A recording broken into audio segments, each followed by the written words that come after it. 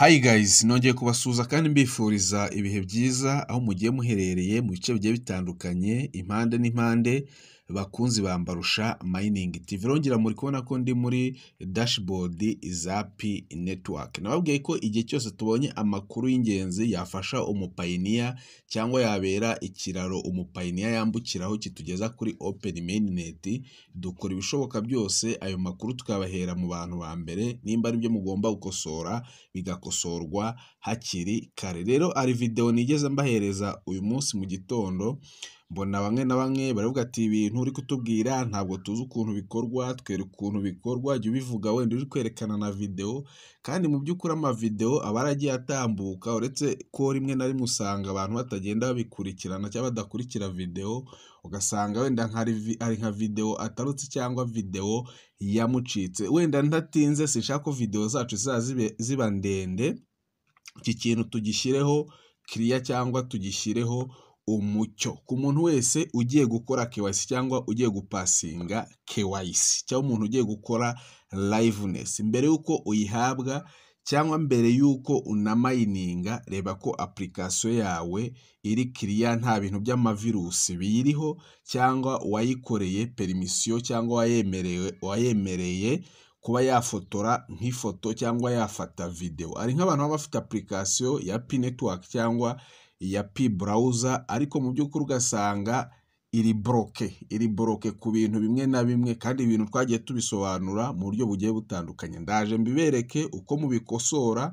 mubikore hakiri kare, mwicare amakonte yanyu ameze neza ku buryo isa wahabwa liveness wahikora nta gihunga, kuko ari nk'abayikora byagiramo hagati ugasanga bise bisimbuka, cyangwa yagira nk'anafotora ifoto cyangwa afata video ugasanga bari kumubwira ngo banza uborokore kamera yawe ikwemerere kuba wagira ute wafata video.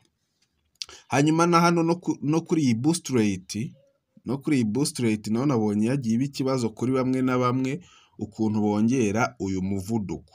Ahangaha ngira ngo muri kubabona, ndagira ngo wenda ariho duhera dite tuva muri app, mbereke ukuntu ushobora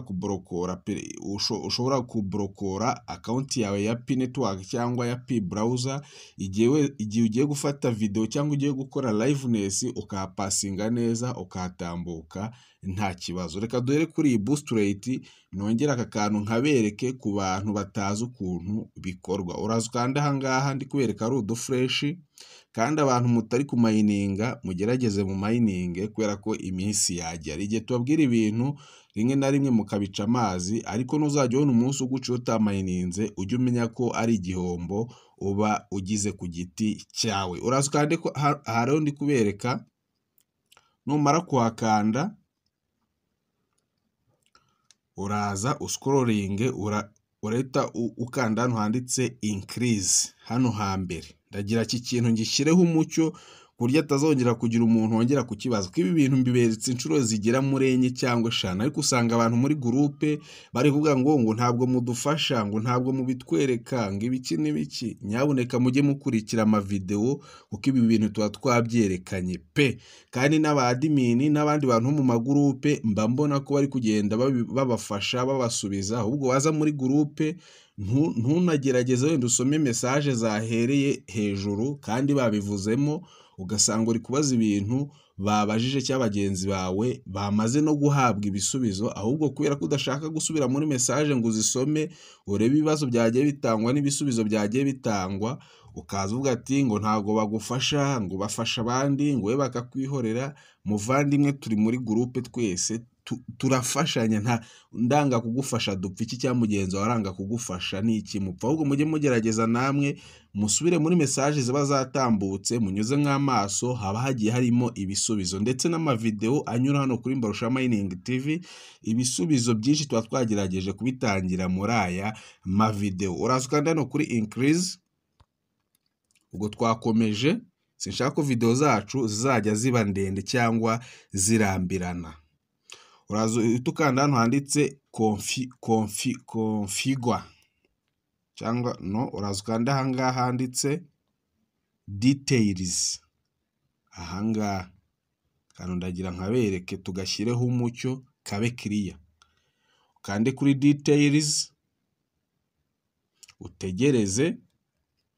Ubu turi kongera security cycle. Urabona ko security cycle yanjye iri strong, ariko nubwo iri strong ndacyasabwa gushyiramo abantu. Ushobora kuza hano ugasanga hari weak, okay? Kandi usabwa gushyiramo abantu 5. Rero nk'abantu bose ngiye bari muri security cycle yanjye, urabona ko barenze 5, barenze 20, barenze 100, okay? Uraza aha ngaha rero ukande kuri add existing pay user. Aha ngaha niyo utaba ufite umuntu n'umwe watumiye, ariko ufite contact z'umuntu mininga P network, mininga pay. Aha ngaha yuje muri iyi dashboard yo muri P network, ukajya muri security cycle, baramukwereka ukaba wamwadinga muri security cycle yawe, kabone nubwo utaba waragize ute waramwemvise cyangwa waramutumiye. Uraza ukanda aha ngaha rero handitse add an existing pay user, okay? Uhakande. Ukimara kuhakanda ari igihe batakwereka contact, okay? Ari igihe batakwereka contact kubera ko utarowinze contact zawe cyangwa utaziblokoye kuri application ya P network. Iyo wakanze allow bahita ko bagira ute, bahita ko bazikwereka. Ariko utakanze, iyo nubundi contact zawe zikiri bloke cyangwa kamera yawe ikiri bloke, hari ibintu byinshi utabona. Urabona ko bari kumpereza abantu, ubona ko abantu benshi bari added. Iyo ugeze aha ngaha utureba umuntu uwo ari we wese ntacyo witayeho, ukagenda umwadinga muri security cycle yawe. Icyambere kamparasi abantu 5, niyo wakadingamo abantu 100 ubafite ntacyo bitwaye. Ugakanda kwa akajambo add, ugategereza amasegonda, kuko nanone bikurura network, ugategereza. Okay, ubona ko abaye added. Reka dushyireho n'uyu nguyu. Uyu nguyu nawe dukande kwa akajambo add, tugakandeho nako. Naho turategereza. Nuko nguko badinga abantu muri security cycle. Nizere ko mubibonye. Nahangaro tugiye kuvamo.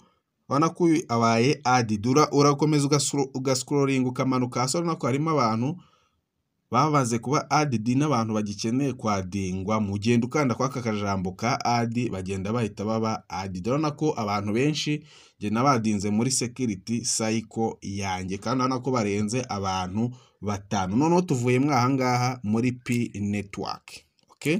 Nkuko nibabwiye, mbere yuko ukora KYC cyangwa mbere yuko witegura, kuko liveness yo ntabwo iteguza, isani isaba guhereza liveness. Icara warakanze allow ya application yawe. Aha ngaha yaba P browser cyangwa yaba P network, utsindagiraho urutoki, bahita bazana utujambo 4, ukaza ugakanda kwa akajambo kanditse app info. Akangaka kuri app info ukagakandaho. Ibi bintu ntabwo tuzabigaruka, mugerageze mubirebe. Hari abantu bafungura P network ugasanga application iri kurodinga ubutarangira kubera amavirus. Uraza ugahita ukanda hano handitse permission.